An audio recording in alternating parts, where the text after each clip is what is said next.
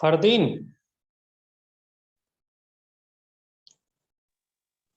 Fardeen, yes sir. Module का question solve करते हो आप? Yes sir. ओके, अभी जगह क्या rate?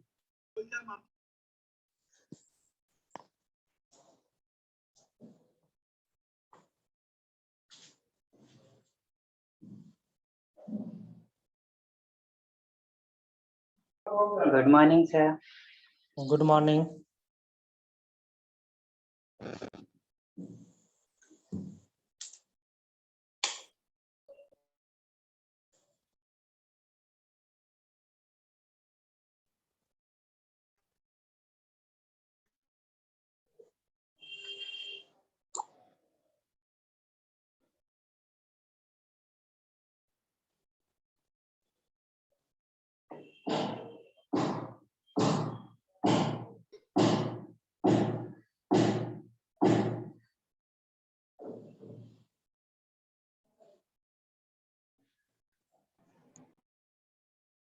Good morning sir. Good morning. Good morning sir. Good morning. हो गया सर नाश्ता आपका? नाश्ता हो गया क्या सर? हाँ हाँ। क्या किए सर? बिरयानी? 1 मिनट। सुना है आप नाश्ते में बिरयानी खाते हैं सर? हाँ ना सर, बकरी के साथ। हो गया बातें क्या वाले? तुम लोग तो खाली बातें बनाने पे अच्छे रहते हैं। और आप बातें सुनने पे। नहीं सर, हकीकत है। सुनने में आया इसलिए। हाँ। तुमको तो हर बकरे जगह के सुनने खाए में ही बंदा आएगा। पकड़ के।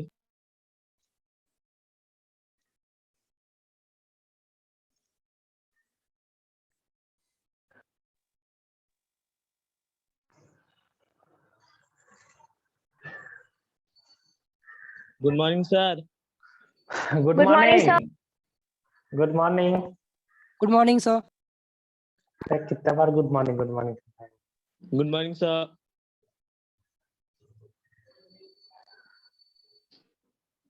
Good morning, sir. Good morning चैन। भूलता कैसे है? तुमको क्या लगता है कि यहाँ पे नहीं पकड़ पाएंगे? तुम ही है। सर आप पकड़ेंगे तो मैं रोज झूठ बोलूंगा। क्वेश्चन आंसर कर लिया कर तो ज्यादा अच्छा रहेगा तेरे लिए। समझ गया ना? तू मेरे ग्रुप में रह करके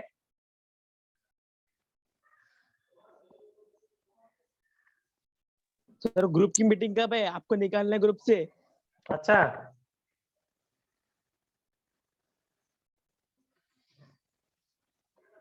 नेक्स्ट ईयर। आज रुक, तेरे घर वाले से बात करता हूँ।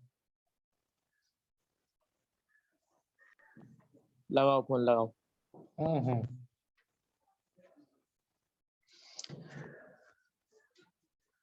तो लोग मॉड्यूल तो ला लिया ना? देखो, जो मॉड्यूल नहीं लाया है मॉड्यूल ला लो, तो क्वेश्चन करोगे तभी जाकर। मेरे पास अब सॉफ्ट कॉपी भी नहीं है जो मैं सेंड करूंगा। मैं खुद बच्चे से मंगवाता हूँ कि भेज दो भेज दो। तो इसलिए मॉड्यूल ला करके क्वेश्चन सॉल्व करो। जब तक क्वेश्चन प्रैक्टिस नहीं करोगे तो दिक्कत होगी, क्योंकि अभी थ्योरेटिकल पार्ट चलेगा। ठीक है, क्योंकि फिजिकल केमिस्ट्री आपका कंप्लीट हो चुका है, समझो। सरफेस केमिस्ट्री फिजिकल केमिस्ट्री में आता है, लेकिन इसका बहुत एग्जाम में बहुत कम क्वेश्चन आते हैं इससे। जो भी क्वेश्चन आते हैं कुछ ही पार्ट है, उसी से ज्यादातर क्वेश्चन रहता है। लेकिन आपके क्या है कि 12th वाले में बोर्ड के एग्जाम में उसका क्वेश्चन देखना जरूरी है। उसको भी तो करना है ना, हमें बोर्ड भी करना है ना।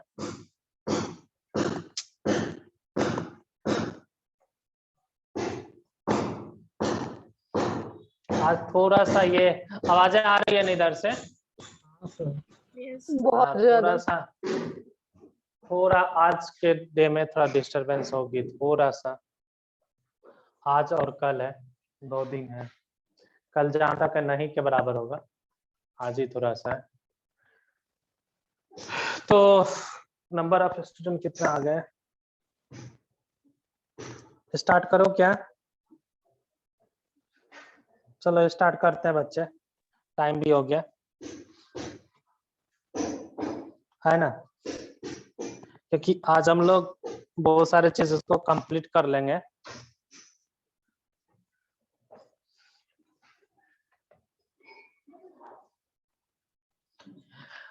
लास्ट क्या था, प्रोटेक्शन ऑफ कोलाइड बोले थे ना। नेक्स्ट लिखोगे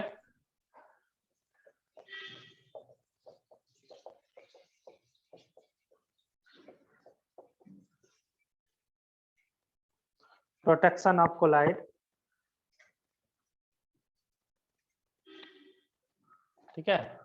इसी को हम लोग गोल्ड ब्रैकेट में लिख लेना, इसको किससे, गोल्ड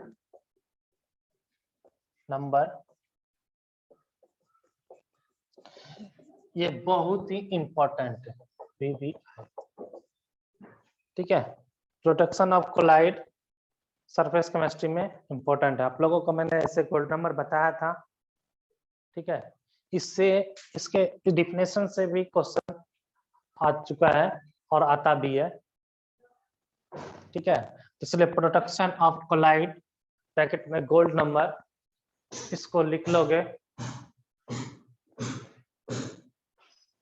तो इसमें लिखोगे the lyophilic colloid differ in their protective power. The lyophilic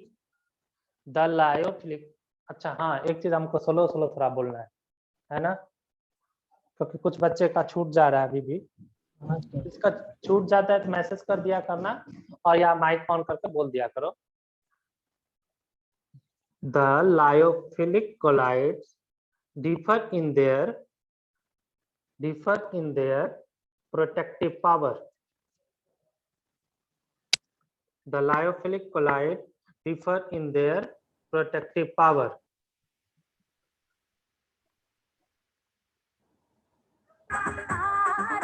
ओह, हमको यहाँ से बंद करना पड़ जाएगा, सबको म्यूट करना पड़ेगा तब फिर, इसलिए बोल रहा हूँ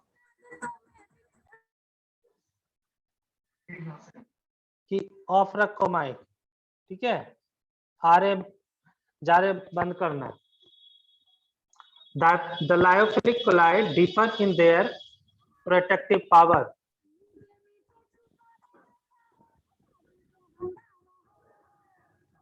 ओए, सुनाई पड़ नहीं रहा है तुम लोग को? खुद नहीं पढ़ना है, दूसरे को भी नहीं पढ़ने देना है। सर एक बार रिपीट करो ना वो पूरा सेंटेंस। फिर से मैं रिपीट कर रहा हूँ। The lyophilic colloid differ in their protective power. Differ in their protective power. The protective power is measured in term of gold number. The protective power measured in term of gold number. ठीक है, the protective power measured in term of gold number. ठीक है, आगे लिखना, next line लिखना। It is defined as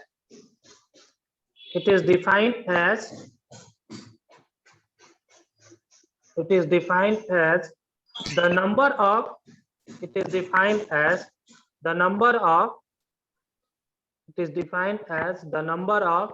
milligram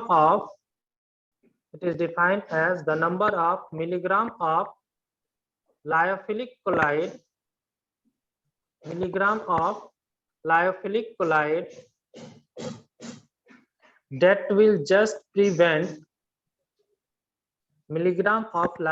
colloid that will just prevent the precipitation of that will just prevent the precipitation of 10 ml of gold salt. Just prevent the precipitation of 10 ml of gold salt. 10 ml of gold salt. Sir हाँ बोलो।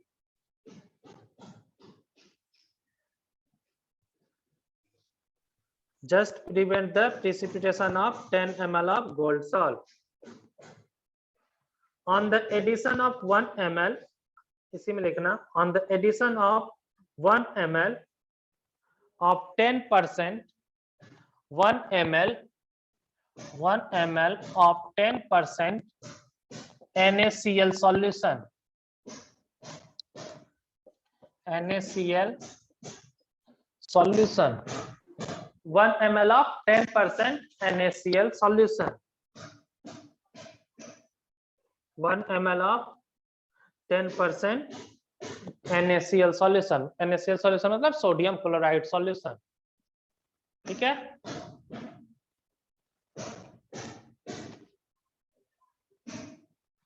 लिख लिए। ये क्या करता है, just prevent करता है प्रिसिपिटेशन होने से। किसमें, इसको मेजर करने के लिए क्या करते हैं, 10 ml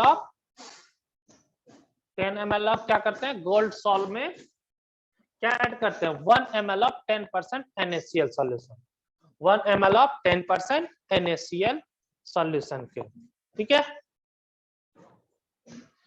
अगर ये जितने प्रिवेंट जिस पे करेगा वही उसका क्या होगा, गोल्ड नंबर, ठीक है। तो लिख लेना आगे, इसमें लिख लेना higher the value of gold number, higher the value of, हाँ बोलो। इसी में नेक्स्ट लाइन लिखना है, higher the value of gold number,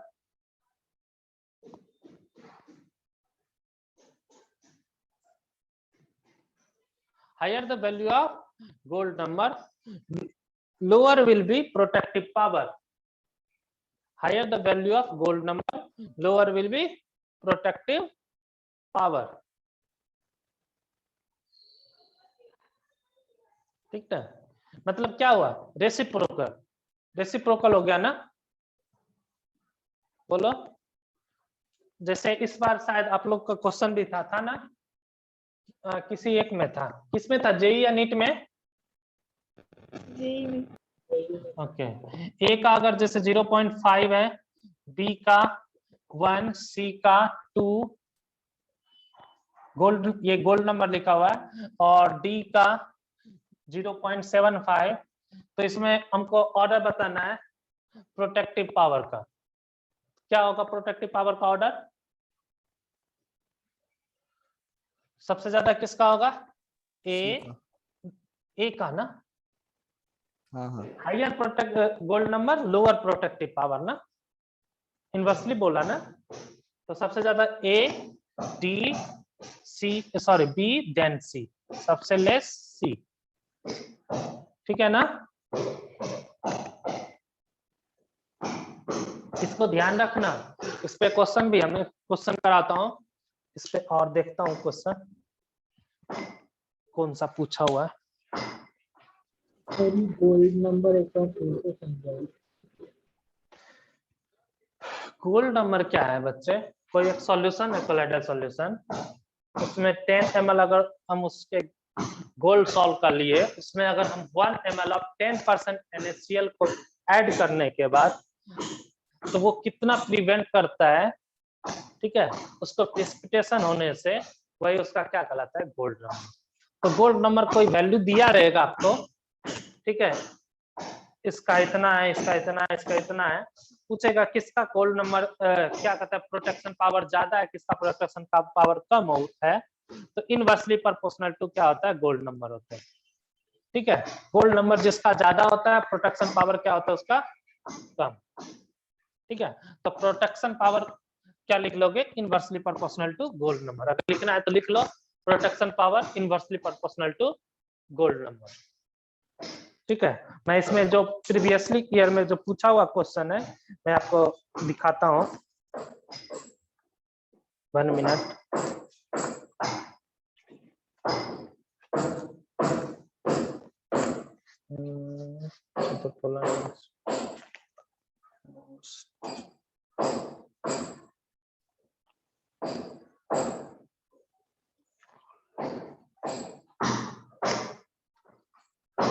चलो एक क्वेश्चन देखो,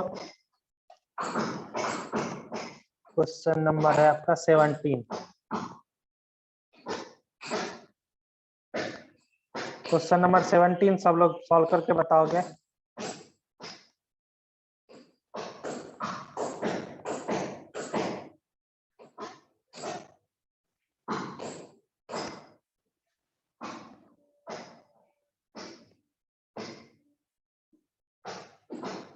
क्वेश्चन नंबर 17 प्रीवियसली पूछा हुआ क्वेश्चन है, इसका आंसर सेंड करोगे।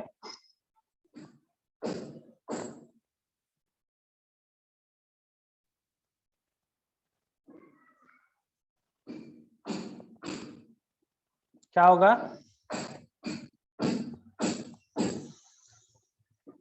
हेलो,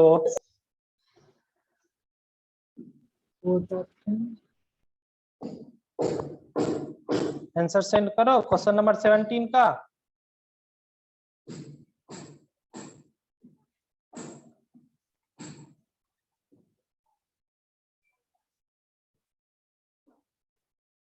नहीं आया, सर आप होस्ट नहीं हो ना? हाँ सर, आप होस्ट, आपको चैट कैसा आएगा? होस्ट तो भेज रहे हैं। होस्ट को एक मिनट, इसलिए सॉरी, इसलिए तो मैं कहूँ कि आंसर नहीं आ रहा है। 1 मिनट, मेक होस्ट।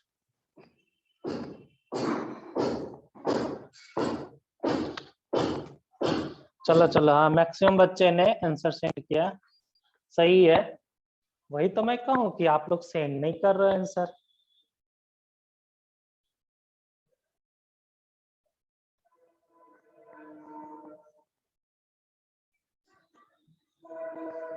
सही है बच्चे, क्या होगा आंसर 4। तो देखो इसमें क्या है कि इन सब जो थ्योरेटिकल वाले पार्ट में यही फायदा होता है कि आपका जो आंसर है वो तुरंत पढ़ते ही आंसर आ जाता है। तो क्या आएगा इसका आंसर 4, 10% NaCl सॉल्यूशन। ठीक है, सही है। तो इस चीज का आपको ध्यान रखना, प्रोडक्ट इसमें गोल्ड नंबर से क्वेश्चन थोड़ा सा पूछा जाता है। ठीक है, आपके IIT वाले में, एक मिनट, IIT वाले में चेक कर लेने दो। ठीक है, तो आपको क्या करना है इस वाले में, आपको क्वेश्चन ज्यादा से ज्यादा ध्यान रखना, और गोल्ड नंबर वाले में जो भी टर्म है सबको ध्यान रखना अच्छी तरह से।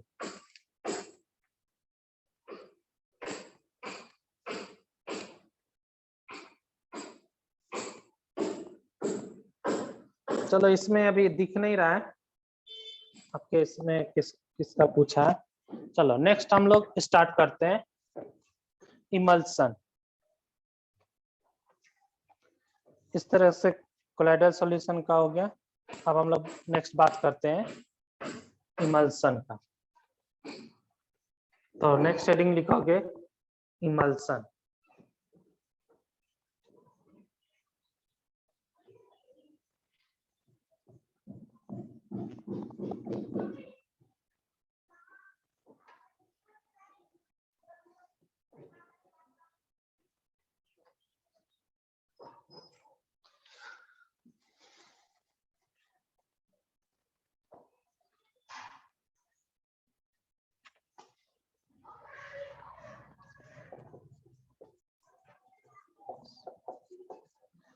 इमल्सन क्या है बच्चे, बताओ। इमल्सन क्या है, एक कोलाइडल सॉल्यूशन है जिसमें disperse phase and dispersion medium both क्या है, इन लिक्विड स्टेट है या नहीं। इसमें क्या है, disperse phase and dispersion medium both are in liquid phase. ठीक है, यानी इमल्सन क्या है, कोलाइडल सॉल्यूशन। कोलाइडल सॉल्यूशन है, इसका मतलब क्या होगा, हेटेरोजेनियस सॉल्यूशन। इसमें क्या है, both disperse phase and dispersion medium are in liquid phase. तो लिख लोगे इमल्सन में it is a colloidal solution, it is a colloidal solution, it is a colloidal solution in which it is a colloidal solution in which both disperse phase and in which both disperse phase and dispersion medium are in liquid state. Both disperse phase and dispersion medium are in liquid state. ठीक है, इसमें क्या था, दोनों disperse phase and dispersion medium दोनों क्या था, liquid phase. ये दो तरह के होते हैं। ठीक है, ये दो तरह के होते हैं, लिखोगे it is two type, it is a two type, it is two type. लिख लिया ना, it is a two type. First लिखना oil in water type emulsion. इसको देखो, ऑयल इन वाटर है ना, तो इसको O/W लिखते हैं। O/W मतलब ऑयल इन वाटर। ठीक है, और दूसरा क्या आएगा, water in oil, water in oil type, water in oil type emulsion. ठीक है, इसको क्या देखो, वाटर इन ऑयल है ना, क्या लिखाएगा, W/O। ठीक है, oil in water type O/W, water in oil type W/O। ठीक है बच्चे,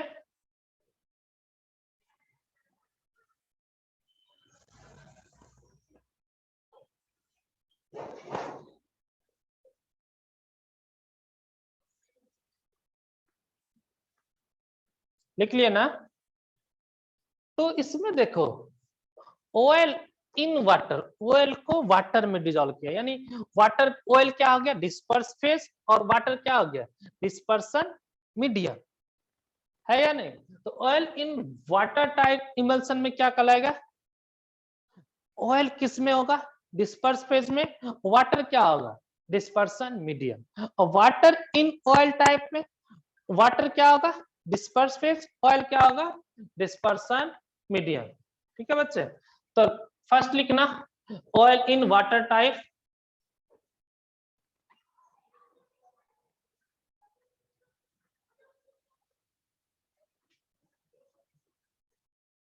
oil in water type emulsion OW लिखोगे, in this type emulsion, in this type emulsion, in this type emulsion, oil is disperse phase and water is dispersion medium.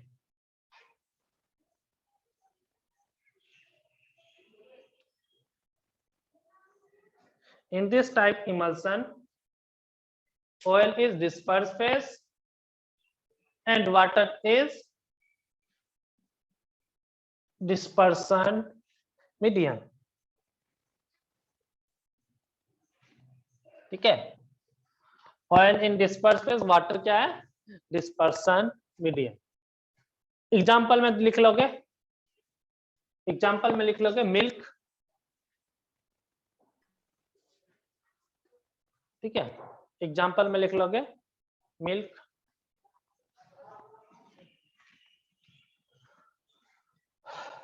और next लिखोगे water in oil type emulsion, water in oil type emulsion.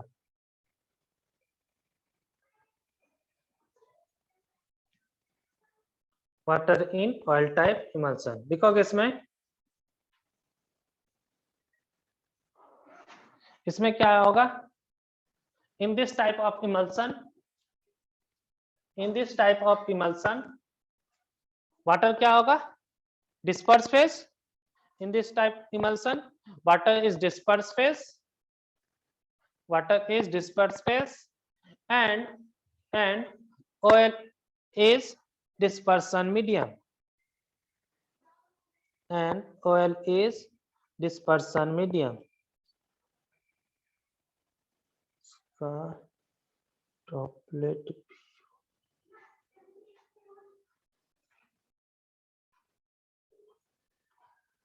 Yes बच्चे, emulsion में भी और emulsion का भी size क्या होगा? 1 mm टू 100 नैनोमीटर ही के बीच आएगा।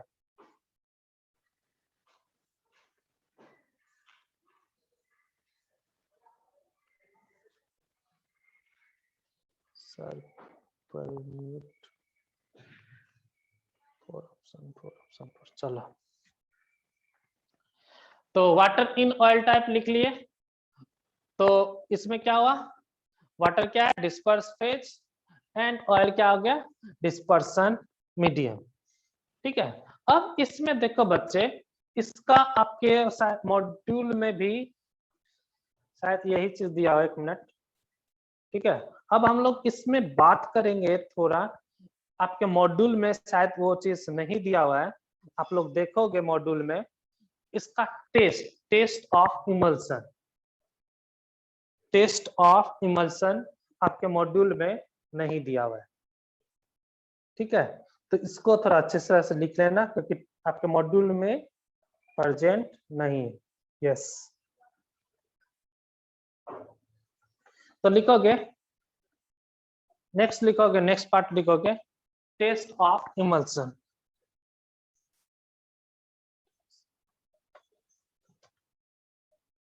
टेस्ट ऑफ इमल्सन, इसमें देखो टेस्ट ऑफ इमल्सन में देखो ऑयल क्या होता है बच्चे? ऑर्गेनिक कंपाउंड होते हैं। ऑयल क्या होता है? Organic compound. और वाटर क्या होता है? H2O। ठीक है, तो फर्स्ट टेस्ट लिखोगे कंडक्टेंस।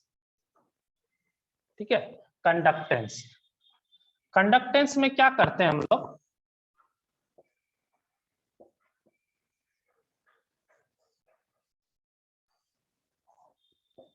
सब लोग डायग्राम बना लोगे।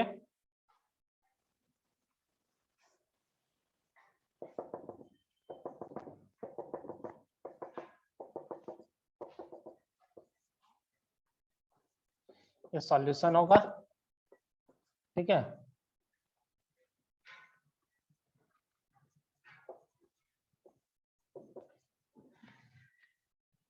कोलाइड सॉल्यूशन मतलब इमल्सन सॉल्यूशन उसमें। ठीक है, कोलाइड का टाइप कौन सा है? इमल्सन। अब हम इसमें क्या हुआ, ये पॉजिटिव ये निगेटिव है ना। अब हमने क्या किया, यहाँ से बैटरी से अटैच कर दिए, एमीटर लगा दिए। ठीक है, तो एक चीज देखो बच्चे, आप लोगों को एक चीज मालूम है और क्या कि ऑर्गेनिक कंपाउंड क्या होगा? कोवेलेंट बॉन्ड बनाता है, जैसे CH4 C6H10 C6H8 सबके सब क्या है? कोवेलेंट बॉन्ड होते हैं। कोवेलेंट बॉन्ड में और H2O क्या होता है? H2O में H2O ब्रेक हो जाता है H+ और OH- में। आयनिक इक्विलिब्रियम में आप लोग पढ़े हैं, है ना। तो यहाँ पे H+ और OH- अगर ब्रेक हो गया, आयंस होंगे प्रेजेंट। आयंस प्रेजेंट होगा, करंट पास करोगे तो क्या होगा? करंट आराम से पास होगा, है ना। तो इसमें अगर सपोज दैट वाटर का अमाउंट क्या है? ज्यादा है। वाटर का अमाउंट ज्यादा है मतलब आयंस क्या होगा? ज्यादा। और अगर ऑयल का अमाउंट ज्यादा है तो ऑयल क्या होगा? वाटर क्या होगा? कम। तो ऑयल का अमाउंट ज्यादा है मतलब आयनिक पार्ट क्या है? कम, क्योंकि वाटर कम है। आयनिक पार्ट कहाँ से आएगा? यहाँ पे वाटर से, क्योंकि ऑयल में तो आयनिक पार्ट होंगे नहीं, क्योंकि वो कोवेलेंट बॉन्ड बनाता है ना। तो कोवेलेंट बॉन्ड बनाता है और वो ब्रेक नहीं होते। ठीक है, तो वाटर क्या होता है, ब्रेक होकर के H+ OH- में ब्रेक हो जाते हैं, तो क्या होगा, कुछ आयंस पार्ट प्रेजेंट होंगे। यानी अगर आयंस इसमें वाटर का पार्ट ज्यादा हो तो आयंस का पार्ट क्या होगा, ज्यादा, और वाटर का पार्ट क्या होगा, कम, तो क्या होगा, आयंस का पार्ट कम। नहीं समझ में आया, फिर से देखो, ऑयल इन वाटर, इसमें क्या है, वाटर क्या है, डिस्पर्सन मीडियम, यानी वाटर क्या है, मैक्सिमम, यानी वाटर क्या है इसमें, मोर, वाटर इन ऑयल, ठीक है, इसमें वाटर क्या है, लेस, है ना। तो वाटर में क्या है, आयंस है, और ऑयल के कारण आयंस प्रेजेंट नहीं होंगे, और करंट जो पास होता है ड्यू टू आयंस का मूव होने से, आयंस के मूव होने से करंट क्या होगा, पास होंगे। तो जितना ज्यादा आयंस होंगे करंट क्या होगा, उतना पास होगा, यस और ना। फिर से देखो, हमने क्या किया, एक बैटरी से अटैच कर दिया, इसमें क्या किया, एमीटर लगा दिए।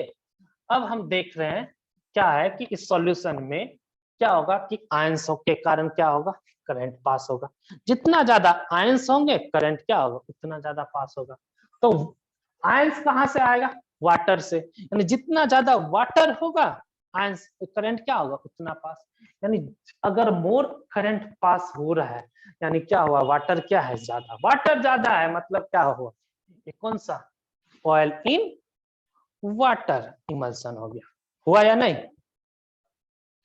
अगर यहीं पे करंट कम पास हो रहा है, मतलब क्या है, उसमें वाटर क्या है, कम है, वाटर कम अमाउंट में है, मतलब कौन सा हुआ, वाटर इन ऑयल इमल्सन।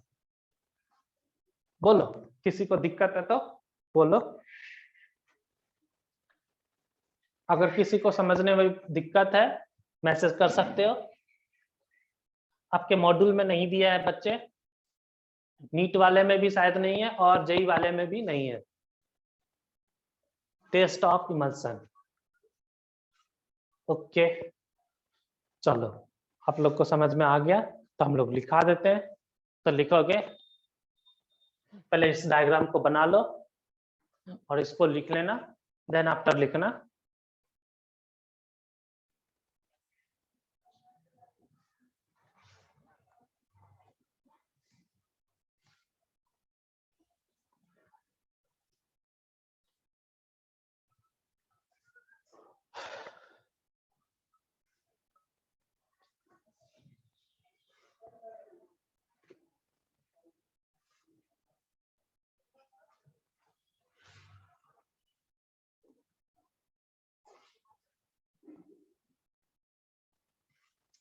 कुछ बच्चे आज भी लेट ज्वाइन किए, जो बच्चे लेट ज्वाइन होते हैं प्लीज टाइम पे ज्वाइन हो जाया करो, अदरवाइज आपका कुछ पार्ट लेफ्ट हो जाएगा स्टार्टिंग वाले, तो फिर दिक्कत होंगे। आपको मैं बार बार समझा रहा हूँ, अप्रॉक्स 10 to 15 स्टूडेंट हैं जो हमेशा लेट ज्वाइन हो रहे हैं। मैं 3 to 4 मिनट्स डेली वेट करता हूँ। चलो लिख लोगे, when more current pass,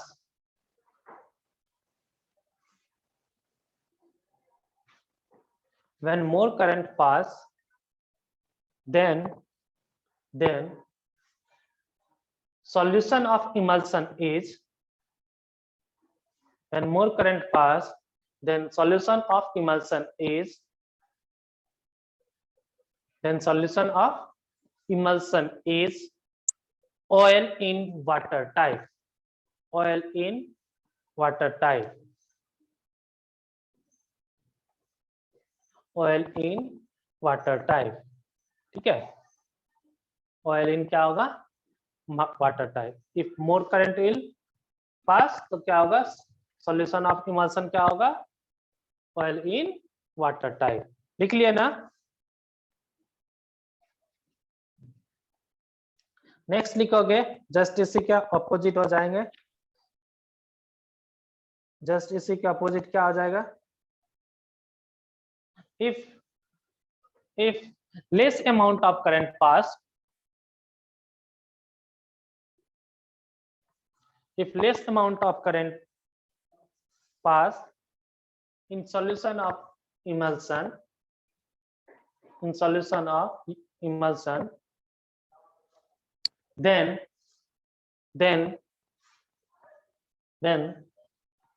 of emulsion is water in oil type. Then solution of emulsion is water in oil type.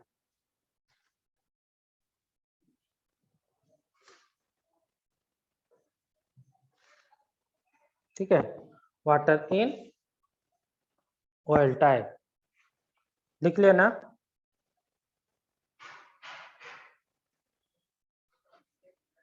Next term लिखना और लास्ट टर्म है इसका इमल्सिफायर।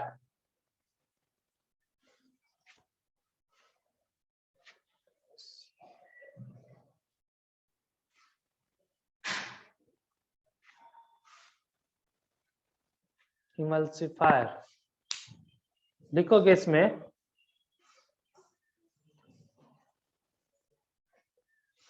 इसका डेफिनेशन लिखोगे, the third substance added in a small amount, the third substance added in a small amount, the third substance added in a small amount, added in a small amount, an emulsion to keep, the third substance added in a small amount, added in a small amount, an emulsion to keep, an emulsion to keep the emulsion stable, an emulsion to keep the emulsion stable is known as emulsifier. Is known as, हाँ बोलो, the third substance added in a small amount, the third substance added in a small amount, an emulsion to keep the emulsion stable, to keep the emulsion stable is known as emulsifier, is known as emulsifier or emulsifying agent or emulsifying agent और emulsifying agent, ठीक है, और emulsifying agent, ठीक है। तो इसमें क्या होता है कि अगर ये इमल्सन सॉल्यूशन है, इसमें अगर हम कुछ अमाउंट क्या कर दें, ऐड कर दें, जो क्या करे उसको प्रिसिपिटेट होने से रोके, तो जिससे क्या होगा कि वो इमल्सन सॉल्यूशन बना रहे, उसी को हम क्या बोलते हैं, इमल्सिफायर और इमल्सिफाइंग एजेंट, ठीक है।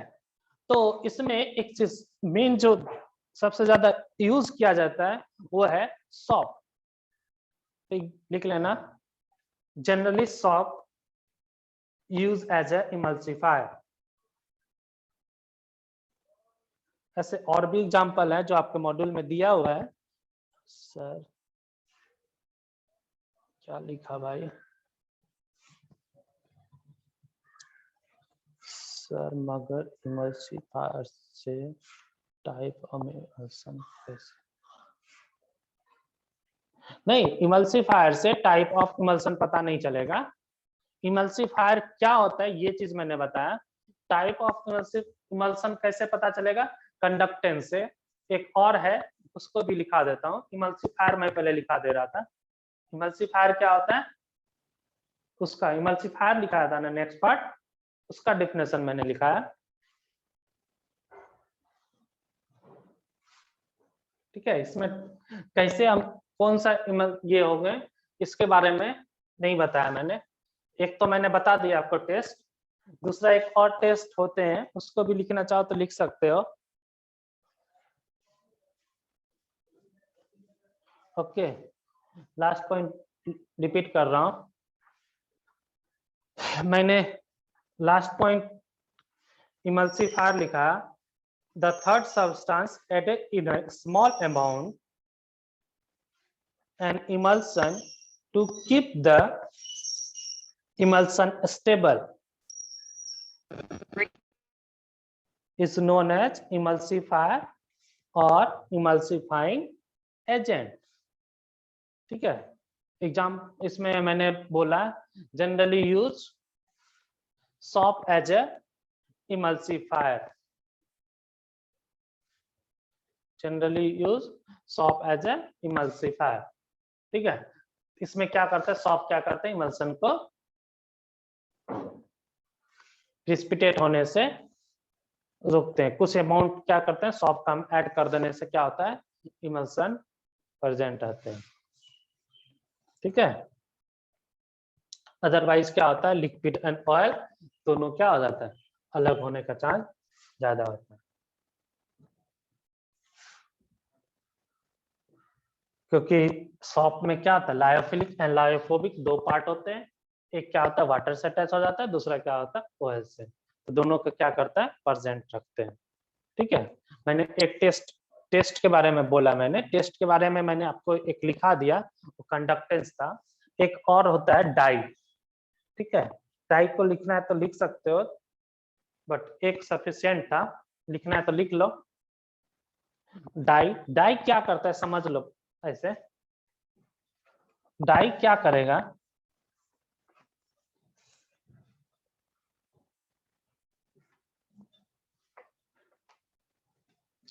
डाई क्या होता है कि कलर क्या करता है, चेंज करता है। अगर हम ऑयल इन वाटर रखे, उसमें क्या किया, डाई को ऐड किए, ठीक है, अगर कलर चेंज नहीं, इसमें क्या होगा, ऑयल इन वाटर रहेगा तो ऑयल का अमाउंट क्या है, कम है। डाई क्या होता है, एक ऑर्गेनिक कंपाउंड होता है। ऑर्गेनिक कंपाउंड जनरली रिएक्शन किससे कराएगा, ऑर्गेनिक कंपाउंड से। तो ऑर्गेनिक कंपाउंड का अमाउंट यहाँ पे क्या है, कम, तो कलर डाई का ज्यादा चेंज नहीं हुआ, तो क्या होगा, ये ऑयल इन वाटर, इसमें क्या होगा, कोई रिएक्शन नहीं होगा। लेकिन अगर वाटर इन ऑयल हो और डाई लिखा, तो इसमें क्या हो जाएगा, चेंज कलर। ठीक है, अगर चेंज कलर हो गया तो क्या होगा, ये वाटर इन ऑयल। ठीक है, तो हमें क्या होता है, एक से ही पता चल जाता है, तो आगे हमने इसलिए आपको नहीं लिखाया था। ठीक है, लिखना है तो लिख लो। इसमें गिवन कलर क्या होगा, change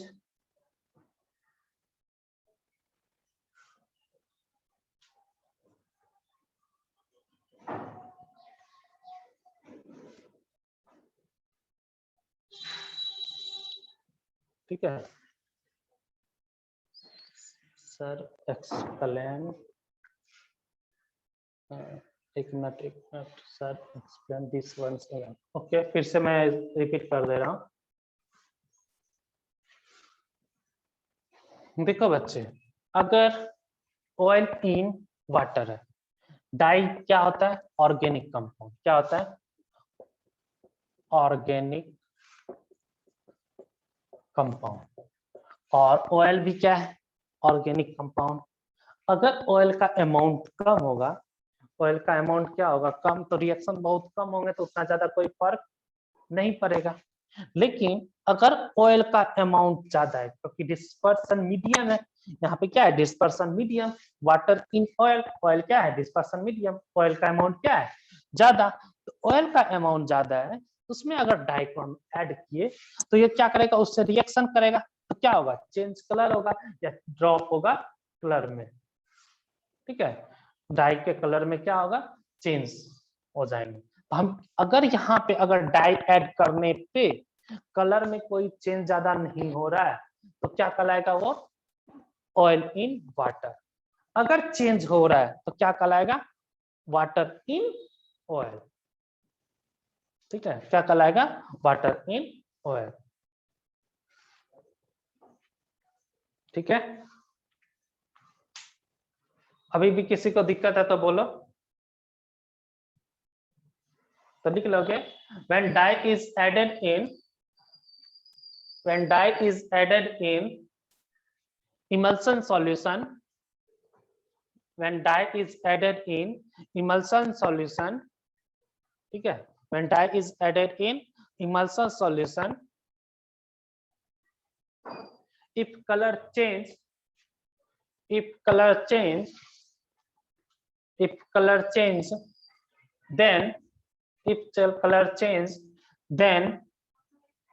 then emulsion solution is water in oil type. Then if color change then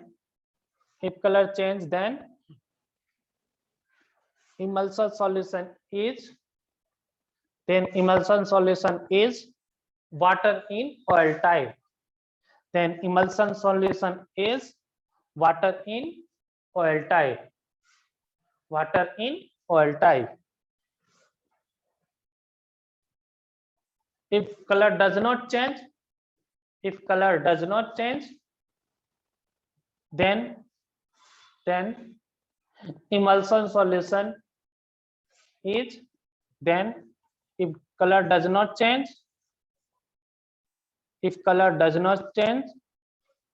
then emulsion solution is oil in water type. Change नहीं हुआ मतलब ऑयल क्या होगा, उसका अमाउंट क्या होगा, कम, तो क्या हो गया, ऑयल इन वाटर टाइप।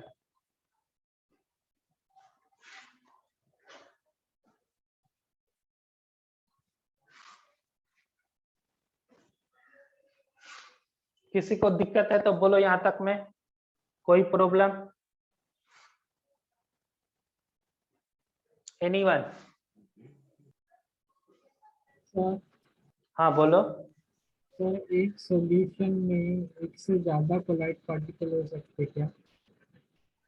एक सॉल्यूशन में एक से ज्यादा कोलाइड पार्टिकल हाँ हो सकता है, हो सकते हैं। एक से ज्यादा, अगर सॉल्वेंट क्या होगा, एक उसमें क्या होगा, सॉल्यूट, एक से ज्यादा पार्टिकल ऐड क्या होगा डिफरेंट, तो दोनों में आपस में रिएक्शन खाली नहीं करना चाहिए,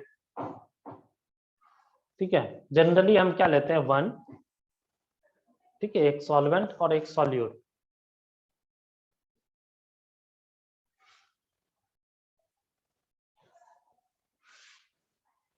और कोई?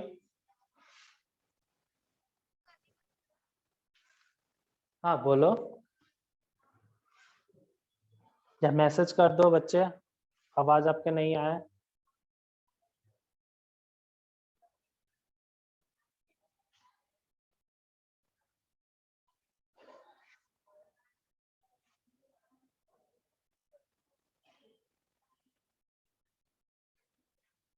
चलो नेक्स्ट, हाँ क्या लिखा बच्चे, नो डाउट सर, ओके बच्चे। चलो नेक्स्ट हम लोग लिखेंगे इमल्सन के बाद jail.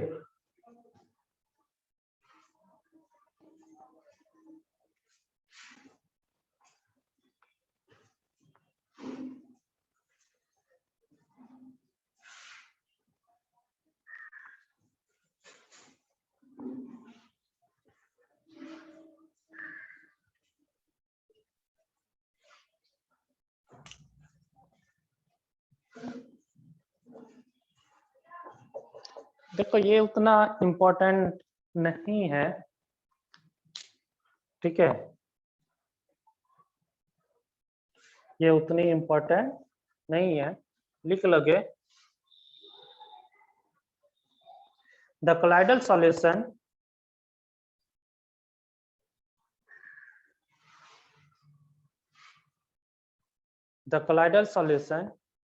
in which disperse phase is liquid and dispersion medium is solid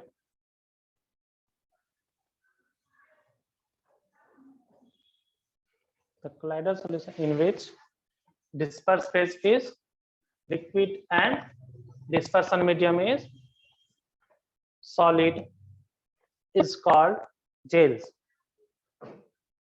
इसमें क्या होता है बच्चे, लिक्विड इन क्या है, सॉलिड ना,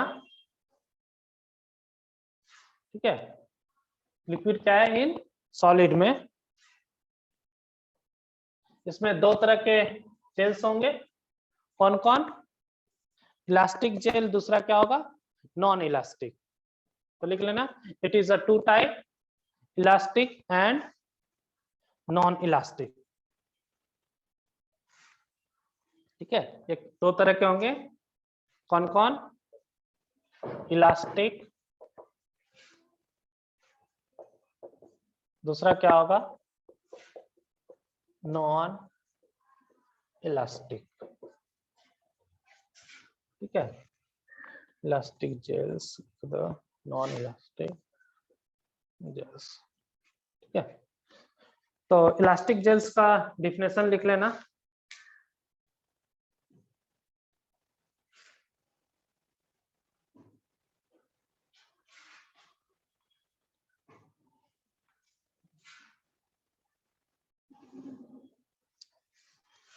इलास्टिक जेल लिखना, they can be temporarily deformed by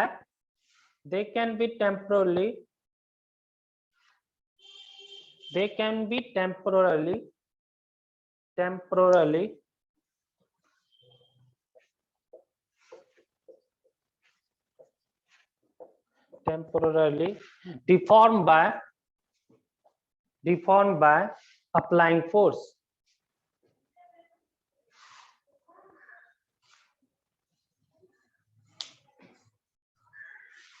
They can be temporarily deformed by applied force, ठीक है। एग्जाम्पल में लिख लेना, सॉफ्ट स्टार्च, ठीक है। नॉन इलास्टिक में लिख लेना, नॉन इलास्टिक में लिख लेना, दे आर रिजिड।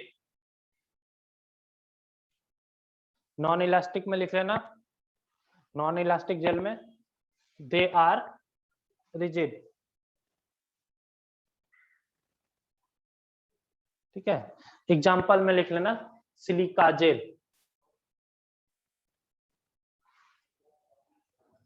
एग्जाम्पल में लिख लेना, सिलिका जेल,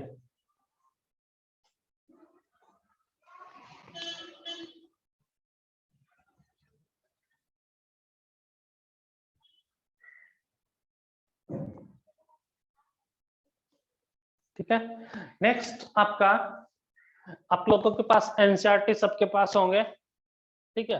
एनसीईआरटी में देखोगे एप्लीकेशन ऑफ कोलाइडल सॉल्यूशन लिखा होगा, एप्लीकेशन ऑफ कोलाइडल सॉल्यूशन, जो जिसका एप्लीकेशन लिखा हुआ है, जैसे purification of water, purification of smoke in air, तो इन सबको लिख लोगे अपने से, ठीक है। एप्लीकेशन ऑफ कोलाइडल सॉल्यूशन,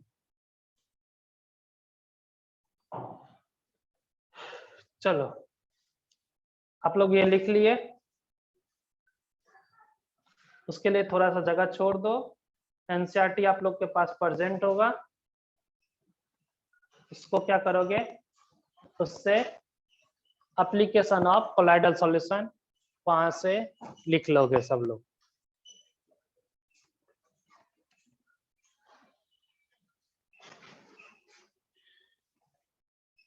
ठीक है। एक टर्म रह गया था एक आप लोगों का, 1 मिनट, वो पार्ट था,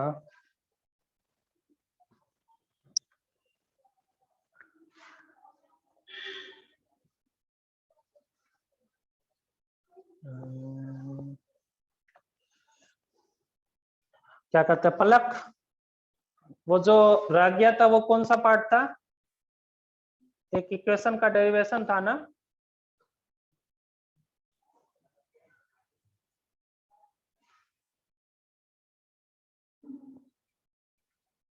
मैसेज करना प्लग।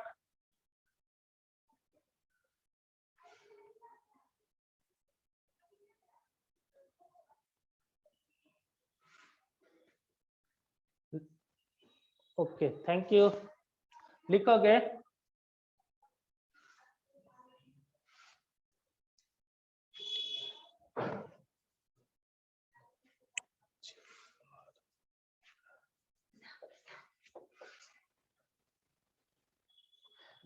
नेक्स्ट लिखोगे, और लास्ट पॉइंट है ये, लैंगम्यूर आइसोथर्म।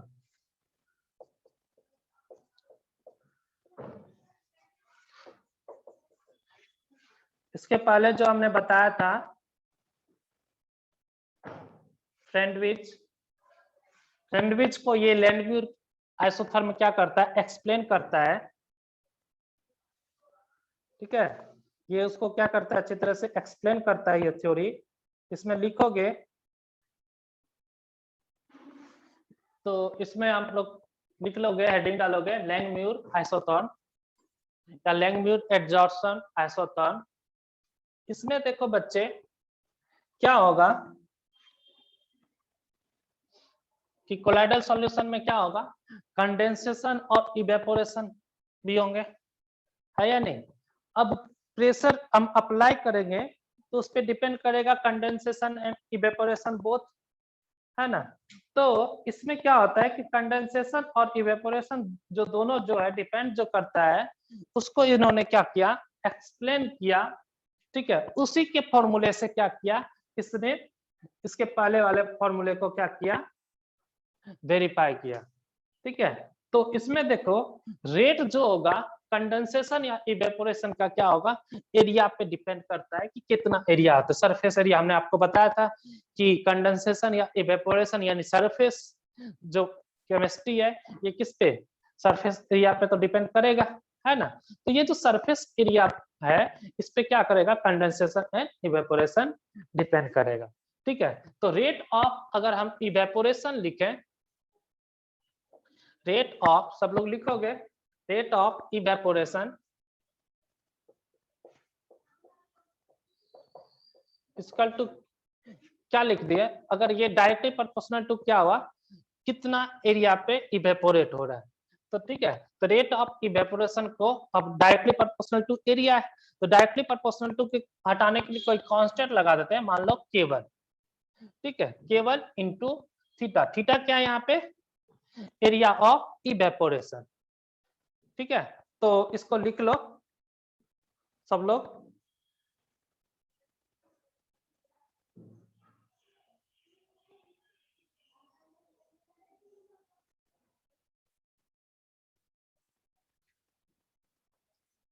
ठीक है, rate of evaporation equal to क्या होगा, K1 इंटू थीटा। इसी प्रकार रेट ऑफ, मैं दोनों को एक ही साथ लिखा दूंगा, रेट ऑफ, थीटा लिखना है तो थीटा लिख लो, थीटा इक्वल टू क्या होगा, थीटा यहाँ पे क्या है, कवर्ड एरिया, मतलब जहां पे इवेपोरेशन होता है। Theta equal to covered area और evaporated area.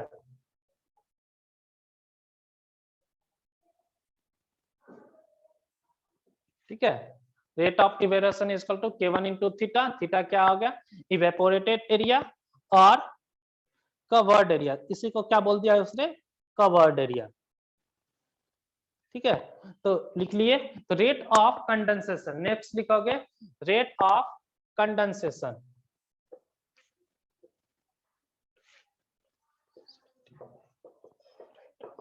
Rate of condensation ये भी क्या होगा, डायरेक्टली प्रोपोर्शनल टू एरिया। अगर थीटा एरिया पे, थीटा जो है फ्रैक्शनल एरिया पे क्या हो रहा है, इवेपोरेट हो रहा है, तो मतलब कवर्ड एरिया क्या हो गया थीटा, तो अनकवर्ड जो बचा हुआ एरिया है वहां पे क्या होगा, कंडेंसेशन। तो वो कितना होगा, टोटल थीटा है, सॉरी टोटल फ्रैक्शनल क्या होता है 1। अगर covered area plus uncovered area दोनों का वैल्यू क्या होगा, दोनों का फ्रैक्शन का वैल्यू क्या होगा, सम का 1 हो जाएगा। तो थीटा क्या है, कवर्ड एरिया, अनकवर्ड एरिया क्या हो जाएगा 1 माइनस थीटा, क्योंकि covered area plus uncovered area का फ्रैक्शनल का सम फ्रैक्शन का सम क्या होता है 1। तो थीटा क्या है फ्रैक्शन ऑफ कवर्ड एरिया, तो अनकवर्ड एरिया का फ्रैक्शन क्या आएगा 1 माइनस थीटा, है ना। एट इक्विलिब्रियम क्या होगा, कंडेंसेशन एंड इवेपोरेशन क्या होगा, बराबर होगा, रेट दोनों का क्या होगा बराबर। तो लिख लोगे rate of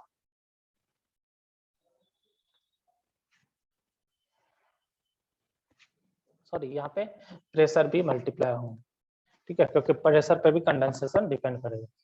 rate of evaporation equal to rate of condensation, ठीक है। यहाँ पे इक्विलिब्रियम पे क्या होगा, rate of evaporation equal to rate of condensation. Rate of evaporation कितना है K1 into theta, rate of condensation कितना है K2 into 1 minus theta into P, क्योंकि प्रेशर पे भी डिपेंड करेगा। हम लोग पढ़े थे क्लास 9th में, ठीक है। क्या होगा प्रेशर जितना अप्लाई करोगे क्या होगा, वो लिक्विड में फोर्स ऑफ अट्रैक्शन क्या हो जाएगा, बढ़ जाएगा, मतलब कंडेंसेशन उतना ही ज्यादा। K1 into theta equal to K2 into 1 minus theta into P. अब यहां से हम लोग थोड़ा सा चेंज कर रहे हैं, इसको सॉल्व करके थोड़ा सा थीटा निकालते हैं, क्या आएगा के थीटा इक्वल टू क्या हो गया K2 by K1 1 minus theta into P, यही आया ना। अब यहां से इसको कोई कांस्टेंट कर दो,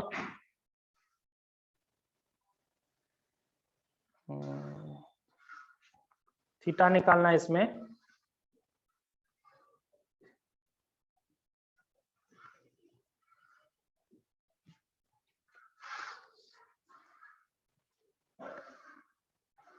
क्या हो जाएगा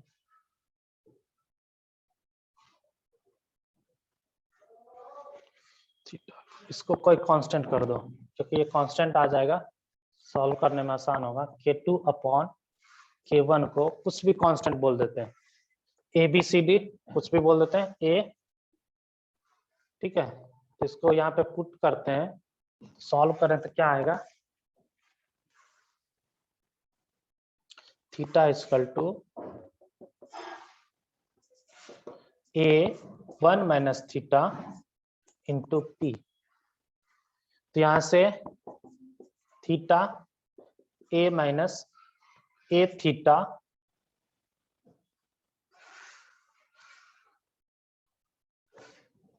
ये P भी तो मल्टीप्लाई हो जाएगा ना, तो इसको AP माइनस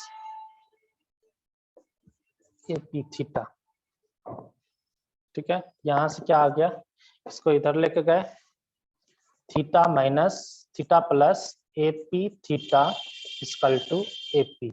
यहां से क्या आ गया, थीटा इक्वल थीटा कॉमन ले लिए, तो AP अपॉन क्या आ गया 1 प्लस AP,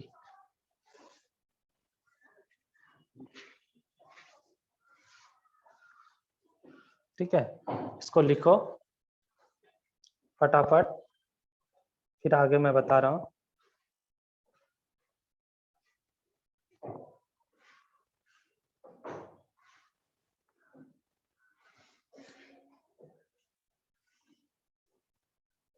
जल्दी से फटाफट लिख लो।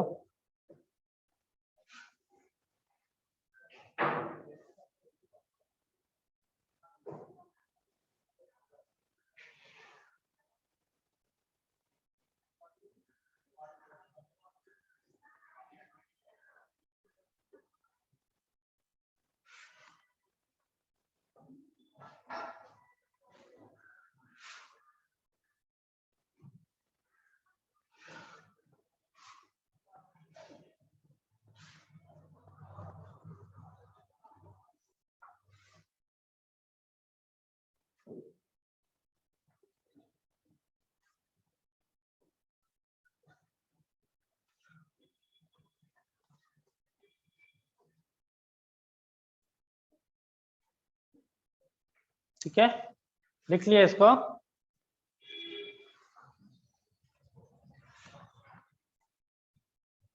फटाफट लिख लो जल्दी से, उसके बाद मैं आगे बता रहा हूँ इसको।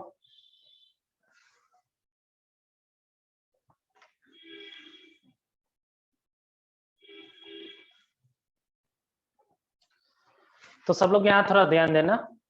अब देखो x बाई m जो है वो क्या होगा, k इंटू मतलब x बाय m क्या होगा, इवेपोरेशन जो आएगा वो क्या आएगा, k इंटू थीटा। इसका कोई कांस्टेंट होगा k इंटू थीटा, इसका कांस्टेंट को मान लिए k3। ठीक है, इसके कांस्टेंट को क्या मान लिए, k3। तो x by m equal to k3 into theta. Theta का वैल्यू क्या आ गया यहाँ से, AP upon 1 plus AP, k3 into AP upon 1 plus AP। अब यहाँ से k3 इसको मल्टीप्लाई करो, k3 कांस्टेंट, A भी क्या है कांस्टेंट, A क्या है k2 बाय k1, एक कांस्टेंट ही है। तो कांस्टेंट इंटू क्या हो जाएगा, कांस्टेंट क्या हो जाएगा कांस्टेंट। तो x by m equal to k3 into A। तो शायद उसमें आपके मॉड्यूल में b माना है, इसको a तो इसको क्या मान लो b। तो क्या आ गया bp अपॉन 1 प्लस AP। ठीक है, a b हो सकता है उल्टा पुल्टा हो आपके मॉड्यूल में, उसको a माना हो b माना हो, लेकिन शायद a और b ही है। तो यहाँ पे क्या मान लिया मैंने, k3p इक्वल टू क्या मान लिया b, क्योंकि ये sorry k3a equal to b।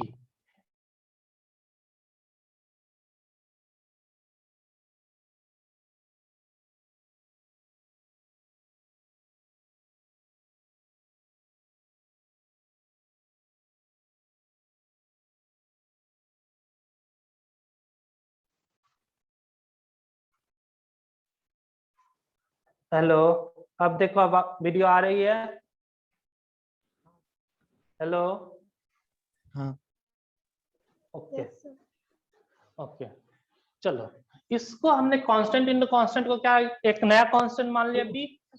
यहां से क्या आ गया x by m bp upon 1 plus AP। अब देखो हमने आप लोगों का ग्राफ कैसा ड्रॉ किया था बच्चे, याद करो।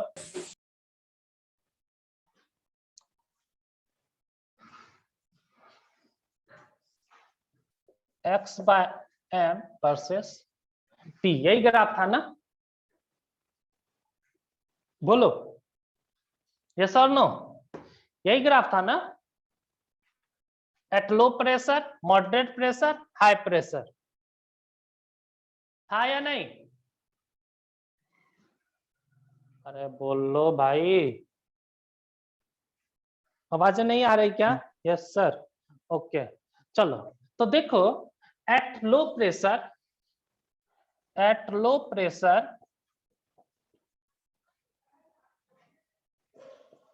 Pressure x by m, low pressure मतलब p का वैल्यू क्या होगा कम, तो AP का वैल्यू क्या हो जाएगा कम। तो 1 के स्थान पे AP को कम वैल्यू है तो उसको क्या कर देंगे, निगलेक्ट कर देंगे। तो क्या हो गया x बाय m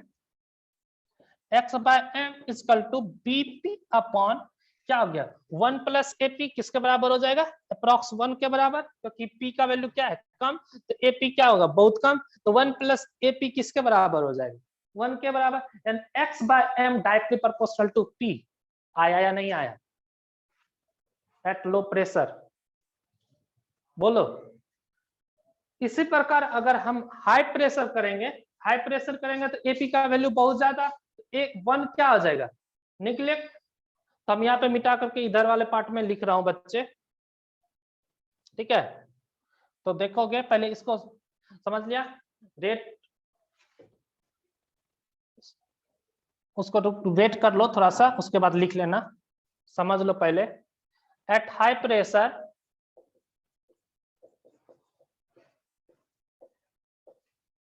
ठीक है, हाई प्रेशर पे क्या हो गया 1 प्लस AP अप्रॉक्स किसके बराबर हो जाएगा AP के बराबर।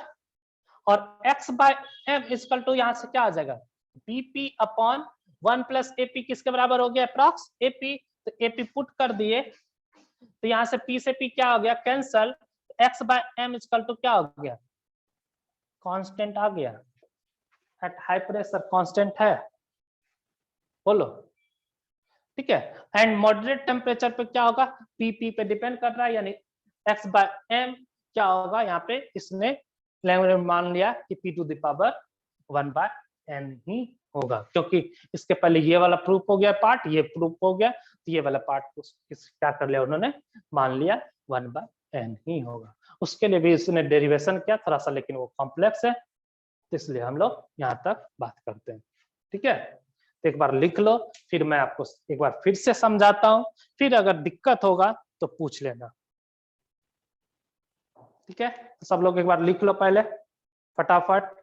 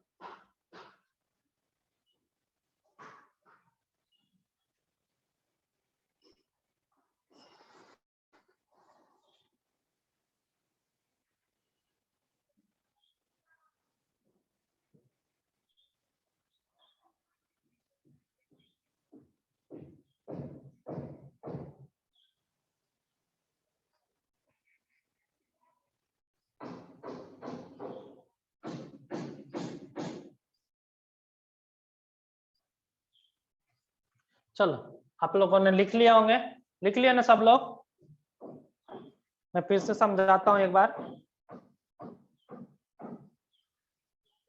मैसेज आया, क्या मैसेज आया, चलो हम फिर से एक बार समझा रहा हूँ। देखो क्या होगा, कोई सॉल्यूशन है, इवेपोरेशन होगा, कंडेंसेशन होगा, तो कुछ पार्ट में क्या होगा, इवेपोरेशन होगा, कुछ पार्ट में क्या होगा, कंडेंसेशन होगा।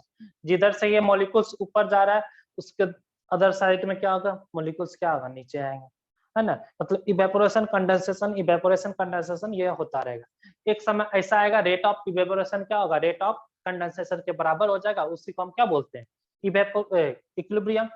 तो हमने क्या किया कि मान लिए थीटा पार्ट जो है उस पार्ट में क्या हो रहा है, evaporate, theta fraction of part जो है उसमें इवेपोरेट हो रहा है, तो कंडेंसेशन किस में होगा, 1 माइनस थीटा, क्योंकि टोटल फ्रैक्शन क्या होता है 1, तो थीटा पार्ट में इवेपोरेशन हो रहा है, तो 1 माइनस थीटा पार्ट में क्या होगा, कंडेंसेशन। तो हमने क्या माना, थीटा पार्ट में इवेपोरेशन, तो 1 माइनस थीटा पार्ट में क्या होगा, कंडेंसेशन। तो अब यहाँ से देखो क्या हो रहा है, इवेपोरेशन वाले जो होंगे क्या होगा, रेट ऑफ इवेपोरेशन क्या होगा, डायरेक्टली प्रोपोर्शनल टू थीटा, ठीक है। उसमें तो प्रेशर नीचे से लग नहीं रहा है क्योंकि लिक्विड से वो गैस में कन्वर्ट हो रहा है। लेकिन कंडेंसेशन में क्या होगा, जितना ज्यादा प्रेशर लगाओगे फोर्स ऑफ अट्रैक्शन उतना ही ज्यादा होगा, उतना ही क्या होगा, उसमें कंडेंसेशन होगा। तो रेट ऑफ इवेपोरेशन क्या होगा, डायरेक्टली प्रोपोर्शनल टू थीटा, मतलब surface area, fraction of surface area के, तो उसमें क्या हो गया, कांस्टेंट लगा दिए कोई, उसको मान लिया K1। और रेट ऑफ कंडेंसेशन वो क्या होगा, directly proportional to surface area and pressure. तो क्या हो गया, सरफेस एरिया कितना है 1 माइनस थीटा, प्रेशर क्या है इनटू P, एक कांस्टेंट लगा दिया, उसको क्या बोल दिया हमने, K2।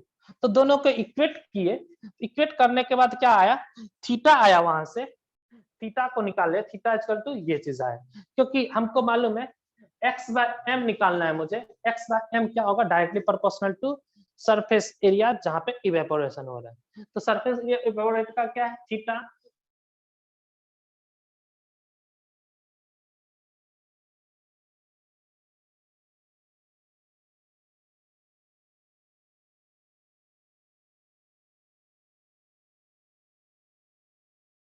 पुट कर दिया, ठीक है। तो जैसे इसमें हमने थीटा का वैल्यू पुट किया तो एक कांस्टेंट आ गया k थ्रू इंटू ए, क्योंकि ए ऑल्सो अ कांस्टेंट। तो कांस्टेंट इंटू कांस्टेंट क्या हो गया, एक कांस्टेंट आ गया, तो एक नया कांस्टेंट हमने मान लिया b। तो b p upon 1 plus p। तो हम देख रहे हैं एट लो प्रेशर इसका क्या होगा, लो प्रेशर पे प्रेशर का वैल्यू क्या होगा, कम। तो 1 plus AP 1 plus AP 1 plus AP approx equal to क्या हो जाएगा, 1 हो जाएंगे, है ना, क्योंकि पी का वैल्यू क्या है, बहुत कम, तो इसको क्या कर देंगे, निगलेक्ट। तो इसका वैल्यू क्या हो गया, 1 प्लस एपी का वैल्यू क्या आ गया, 1। देखो बच्चे, एट लो प्रेशर पी का वैल्यू क्या आएगा, कम, पी का वैल्यू कम, तो एपी का वैल्यू क्या होगा, कम, एपी का वैल्यू कम, तो 1 प्लस एपी को हम 1 के अप्रॉक्स लिख सकते हैं। तो 1 प्लस एपी को हमने क्या लिख दिया, 1। तो यहां से x बाय m क्या हो गया, डायरेक्टली प्रोपोर्शनल टू क्या आ गया, p। ये इसको क्या कर दिया, प्रूव कर दिया, ठीक है। एट हाई प्रेशर पे क्या होगा, p का वैल्यू ज्यादा होगा, यानी 1 का वैल्यू क्या हो गया, कम। तो इसको हम क्या कर देंगे, निगलेक्ट कर देंगे। तो 1 प्लस एपी क्या हो जाएगा, एपी के बराबर हो जाएगा। 1 प्लस एपी क्या हो जाएगा, एपी के बराबर आ गया। तो यहां से एपी पुट कर दिया, तो पी से पी क्या हो गया, ये दोनों कैंसल। तो बी बाय ए क्या होगा, कांस्टेंट बाय कांस्टेंट क्या होगा, कांस्टेंट, यानी x by m equal to constant. तो ग्राफ क्या आएगा, ये। इसने सेकंड इस पार्ट को भी क्या कर दिया, प्रूव कर दिया। तो इसने थर्ड पार्ट के लिए क्या मान लिया, x बाय m जो होगा p to the power 1 by n के डायरेक्टली प्रोपोर्शनल टू होंगे, ठीक है, जो 0 टू 1 लाई करेगा, ठीक है। अगर किसी को किसी भी पार्ट में थोड़ा सा भी दिक्कत है तो बोलो, अदरवाइज हम लोग कैटलिस्ट स्टार्ट करेंगे।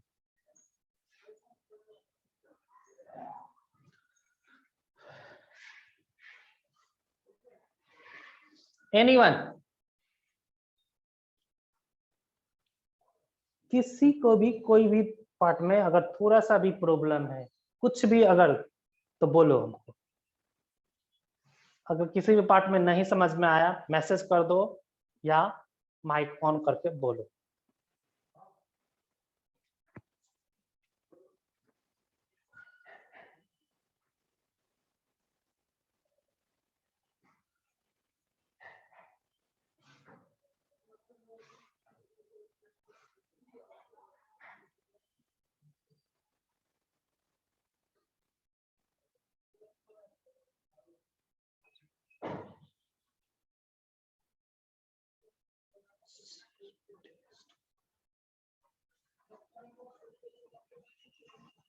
ओके,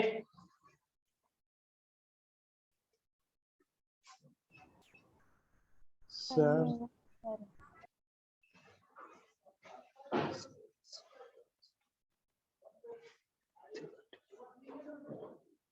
हाँ सुरेश, आपने क्या लिखा थोड़ा सा, सर थोड़ा थीटा की वैल्यू के बाद से फिर से बता। अच्छा, थीटा के वैल्यू के बाद से फिर से बताओ, ओके, वो एक्सप्लेन करो सर प्लीज, ओके।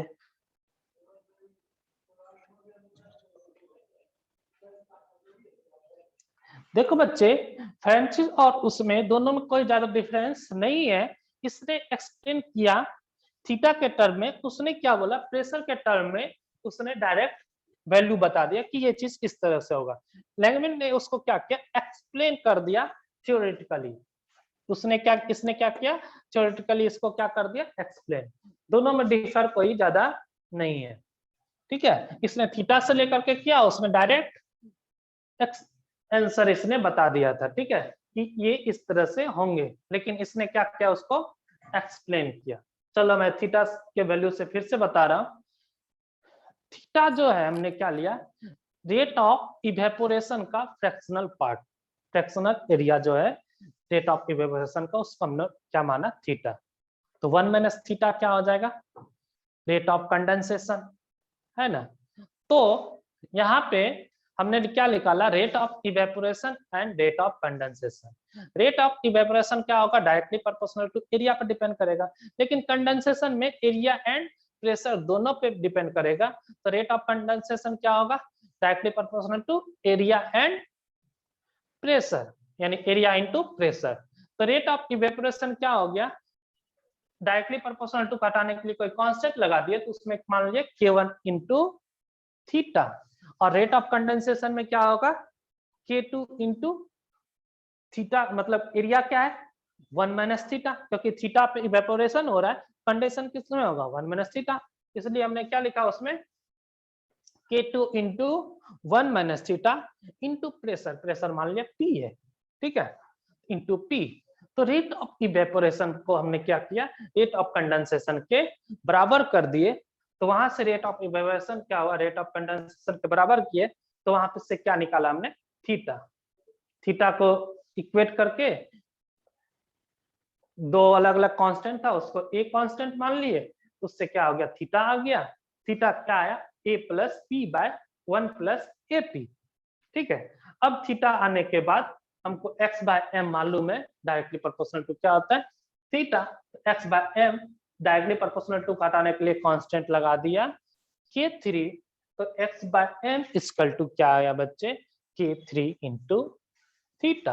अब थीटा को यहाँ पे पुट कर दिए AP अपॉन 1 प्लस AP, तो यहाँ पे x by M equal to K3 into AP upon 1 plus AP आ गया। तो K3 into A, K3 constant, A also constant, तो एक नया कांस्टेंट हमने मान लिया B, इसको लिख लिया क्या, x by M equal to BP upon 1 plus AP।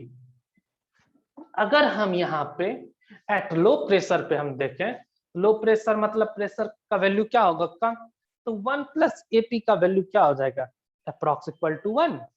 तो हमने इसमें पुट कर दिया, तो x बाय एम क्या देख रहे हैं, डायरेक्टली प्रोपोर्शनल टू P, ये वाला पार्ट क्या हो गया, प्रूफ।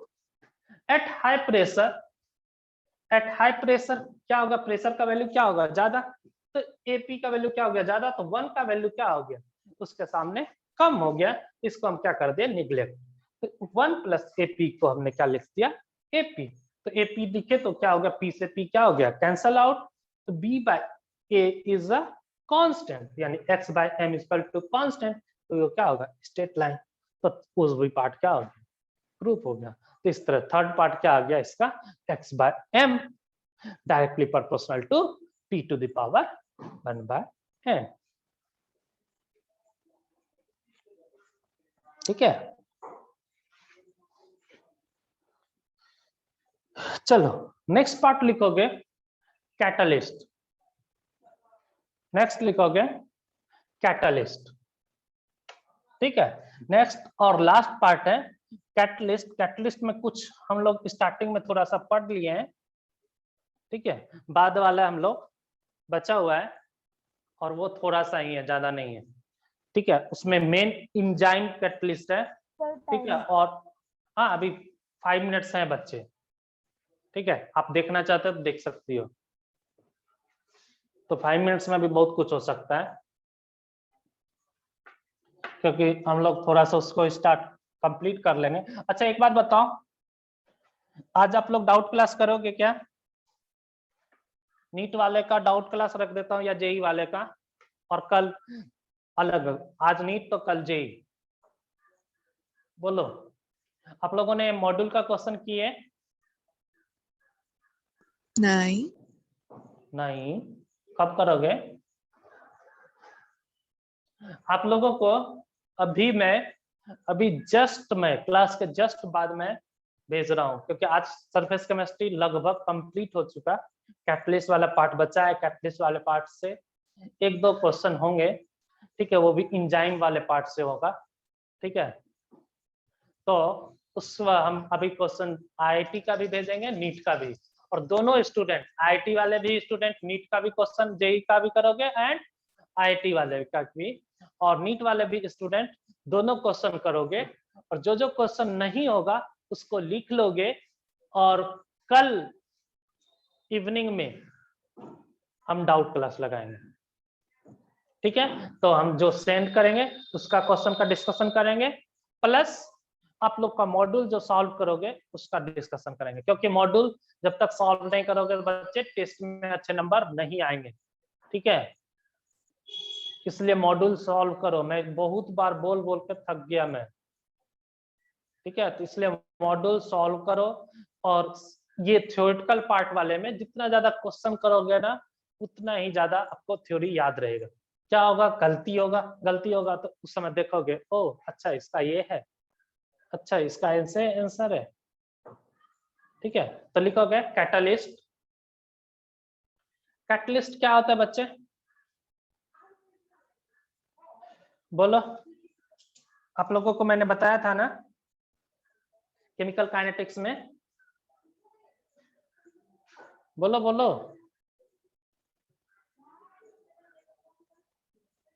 कैटलिस्ट क्या करता है बच्चे, बोलो रिएक्शन को फटाफट। फास्ट नहीं तो स्लो करते।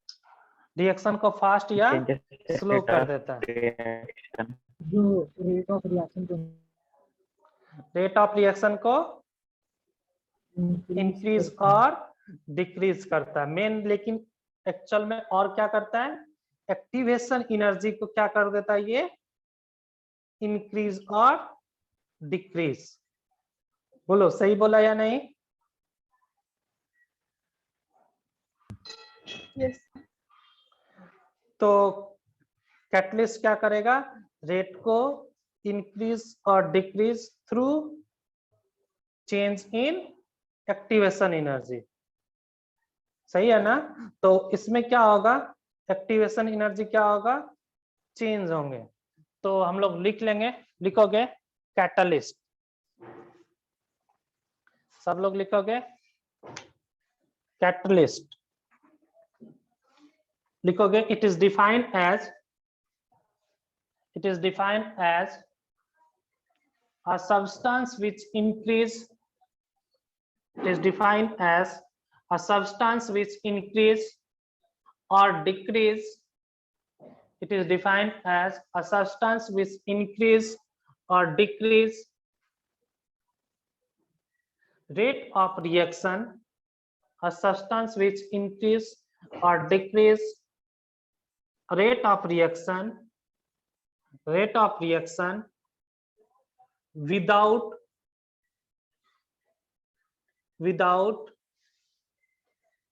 undergoing any change, without undergoing any change। ठीक है, आगे लिखोगे क्या लिखा बच्चे, a catalyst is defined as a substance which increase rate of reaction, which increase rate of reaction or which increase or decrease rate of reaction without undergoing any change, and can be recovered as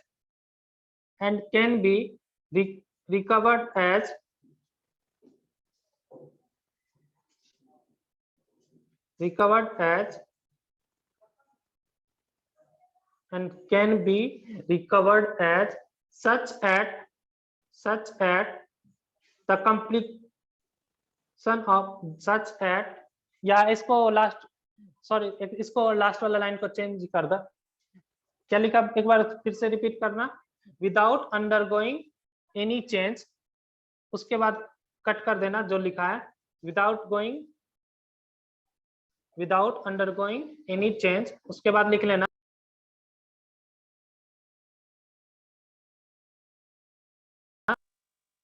hello hello बच्चे, लिखोगे आगे, the phenomena of increase in rate, the phenomena of increase or decrease in rate of reaction, the phenomena of increase or decrease in rate of reaction,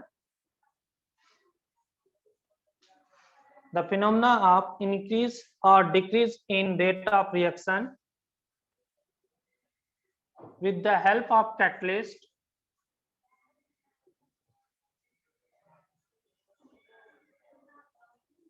हाँ just last line है. The phenomena of increase or decrease in rate of reaction with the help of catalyst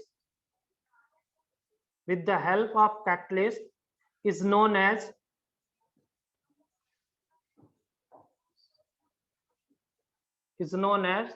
catalyst.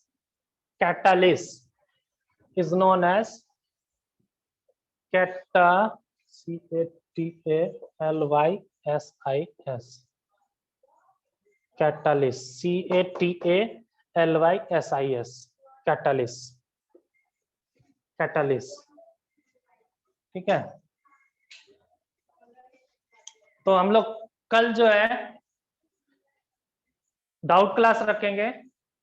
ठीक है. मैं अभी आपको question send कर रहा हूं.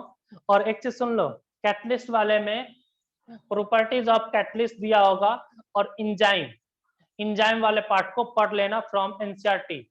और मैकेनिज्म भी एक बार पढ़ के आना.